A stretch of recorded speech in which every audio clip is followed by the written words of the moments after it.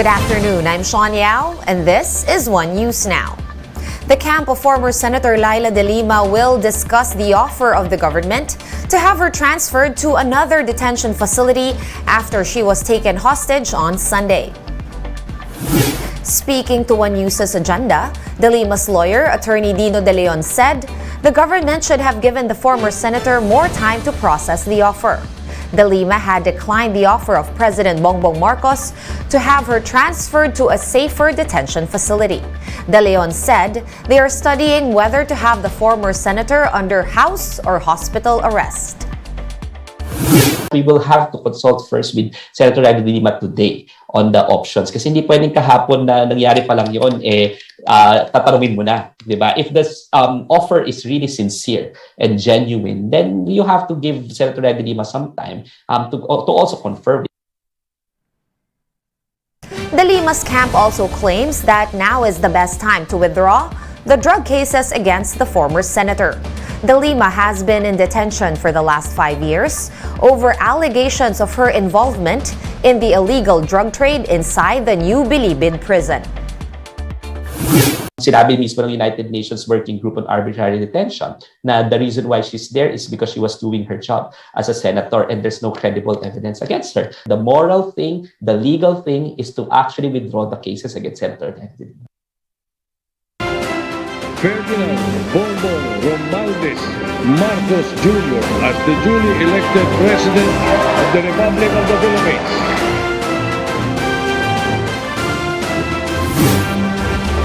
Several progressive groups marked President Bongbong Marcos's 100th day in office with protests.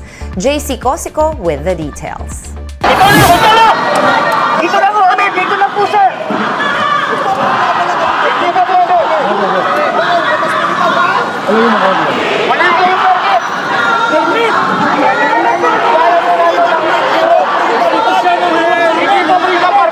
Tension arose as police blocked hundreds of protesters along Recto Avenue in Manila on Saturday morning. They were supposed to go to Mendiola for a protest rally to mark President Bongbong Marcos's first 100 days in office. Kung kami hindi nyo arangin, 45 minutes tapos na ito. Wala naman dyan ang Pangulo. Walang ganyan na, brother. Police said the groups didn't have a permit to hold a rally in Mendiola and that the venue is not suitable for that. Alam naman natin po ang Mendiola ay hindi Freedom Park. So talagang ibablock po namin dito sa Recto para hindi sila makarating ng Mendiola, sir. But for the progressive groups, it's a violation to their freedom of speech. Ang karapatan po sa pagpapahayag kahit wala pong permit ay dapat pong igalang ng ating mga kapulisan. Ang Mendiola po, ito po ang historic, makasaysayang lugar na kung saan ang taong bayan ay pwedeng magpahayag. With this, they were forced to conduct their program along Recto Avenue instead. Eksakto ngayong araw!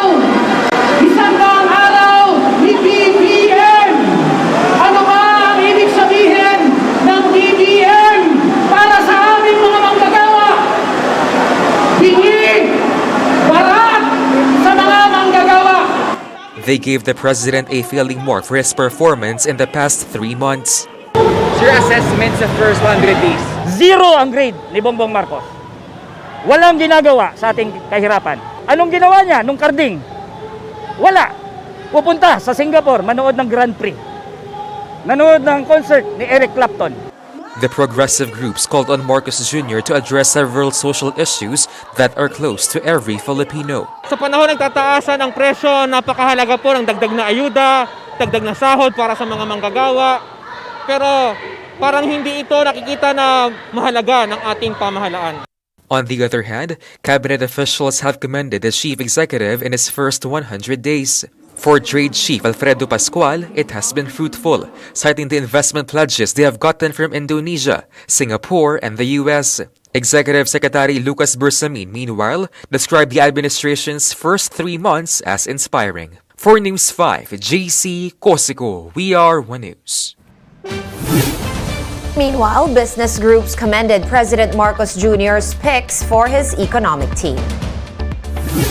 On Business World Live, Coco Alcuaz of the Makati Business Club said the Marcos government was able to lay down good economic targets and policies during the first 100 days in office. Alcuaz also commended the president for being decisive in his appointments.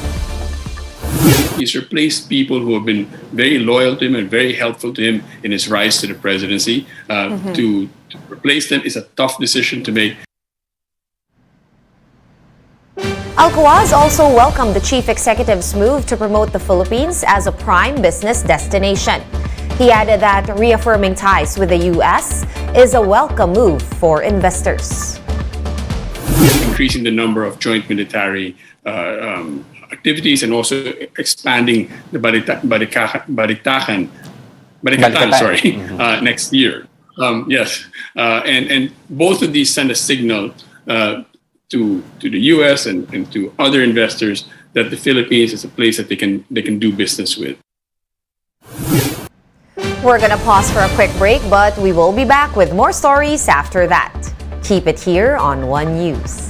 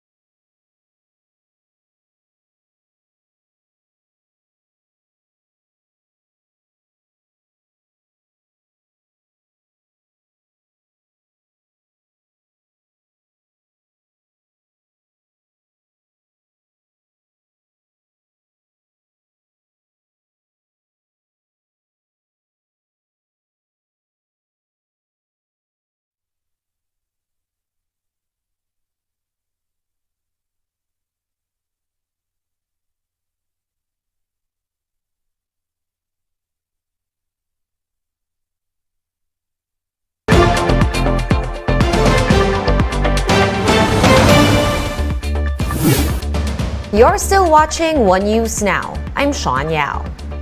The Philippine National Police has seized its biggest drug haul to date and has also identified a key player in the illegal drug trade in the country. Ian Suyu with the report. Over 990 kilos of shabu worth over 6.7 billion pesos were seized in a storage area in Santa Cruz, Manila last Saturday. In a follow-up operation, authorities arrested Police Master Sergeant Rodolfo Mayo Jr., who is allegedly involved in the illegal drug trade. Ang nasa loob po ay yung huli ng ating Philippine Drug Enforcement Group, kasama yung Manila Police District na nasa 900 plus kilos ng illegal drugs. Lumalabas na isang kabaro sa PNP na si Master Sergeant Rodolfo Mayo Jr. Based on the investigation, Mayo Jr.'s arrest came after the arrest of supposed drug pusher Ney Saligumba Atadero in Tondo, Manila. During the interrogation, Atadero identified the location of the illegal drugs inside a lending company in Manila. Inside the office, they were able to recover documents implicating Mayo Jr. and others involved in the transaction. Sa briefing kanina, press briefing kanina ng ating SILG, Chief PNP, tsaka si Mayor Hani Lacuna sa Camp Crame, nabanggit nila na mayroon pang mga kasamahan, mayroon pang involved na individual sa nangyaring operation na ito kasi may mga na-recover na documents doon sa scene of the crime. Mayo Jr. served under PNP's Drug Enforcement Group and Special Operations Unit in NCR. He also reportedly owns the lending company where all the illegal drugs were recovered. Aside from Mayo Jr., 7 other suspects were also arrested. Sa panahon pa po ng ating nagdaang Pangulo na si President Duterte, nasugpo na po at nalipol na po yung tinatawag na Ninja Cup. So ito po ay separate na anti-illegal drugs operation na kung saan hindi natin matukoy kung ito si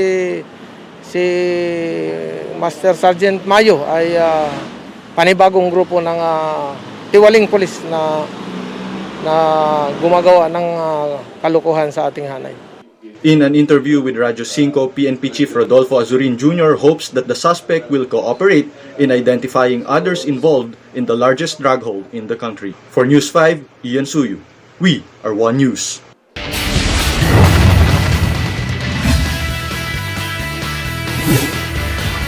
Olympic boxing bronze medalist Eumir Marcial remains unbeaten as a pro after his unanimous victory in the middleweight division. Marty Bautista with the details. Eumir Marcial improves his pro boxing record after winning his third straight fight against American Steven Pichardo by unanimous decision last Sunday. Marcial displayed his all-around skills in the middleweight bout at the Dignity Health Sports Park in Carson, California. The Olympic bronze medalist remained unbeaten in 3 fights as a pro, including 1 knockout. Pichardo, meanwhile, slipped to an 8-3 record. But the fight wasn't entirely smooth sailing for the pride of Zamboanga. Marcial suffered a deep cut in his right eye after an accidental headbutt in the second round.